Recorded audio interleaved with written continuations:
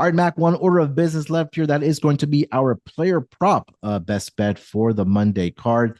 This was a fantastic find by you. I'm going to give you the reins here to lead us off. Where are we going with our player prop best bet for Monday night? So Caris LeVert has gone over his prop in 6 of 8 games that he has played for the Atlanta Hawks since being traded there, and 6 of the last 7. The game in between is a debut game where he literally got off the plane and went into Washington and played 15 minutes and almost went over his point total anyway. But essentially every time since then he's gone over. And why makes a lot of sense. January 17th, Jalen Johnson plays his last game, goes down for the season. He was by far their best wing offensive player and defensive player, and just like point of focus. You want to have it something when you're not going to go to the playoffs, you're not going to do anything exciting. You want something to build around to sell franchise season tickets next year, all that stuff. Jalen Johnson was it.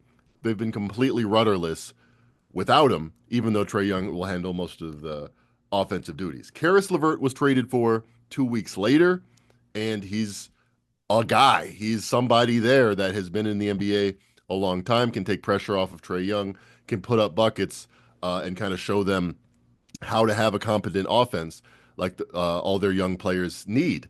So he fits that role perfectly. And then there's the total. The total was why I looked at this game in general. It's 250.5, but I have a pretty strong lean to the over.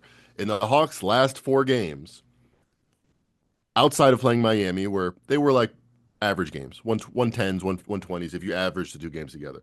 But the last 4 games, not playing Miami, who's in their division and they know very well, and I would just say different type of game when they play them. 266 points per game the Hawks have played versus everybody else since the All-Star break, essentially. Uh, if I'm looking at 266, I think the Grizzlies probably win comfortably. Again, they're my best bet. Maybe they get 140 of those. That's 126 points to figure out what to do with somewhere on the Hawks. I feel like LeVert, especially if Young doesn't play, this goes up to 15 and a half maybe, but probably Young plays and probably LeVert is their second guy getting shots and getting buckets, and that's fine to go over this low number of 12 and a half. I will say buy price 13 and a half. That's the highest it's been at any point, and I don't think the market suddenly caught on. Last game it was 12 and a half. So I'm going to say over 12 and a half is the bet. Love it. You mentioned it. I mean, everything there. I'm not going to regurgitate everything, but also the fact that in a uniform of the Atlanta Hawks, he's gotten up double-digit shot attempts as Yes, well. sir. So once he's getting out there, we know he's going to chunk up the basketball. But he's also playing the minutes there as well. I mean, 35, 28, 23, 28, 32, 27. So I love it. The key handicap as well. The one you mentioned the total in this game is at 250 and a half, starting to see 251 and a half popping up. So the points got to come from somewhere, at least for the Atlanta Hawks side of things here. So I love it here. Caris LeVert or buy price at 12 and a half, and then the max will go Mac is 13 and a half.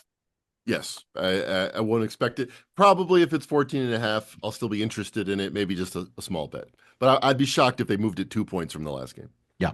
All right, there we go. Caris LeVert, best bet over on his points. 12 and a half. We're still comfortable with it at 13 and a half.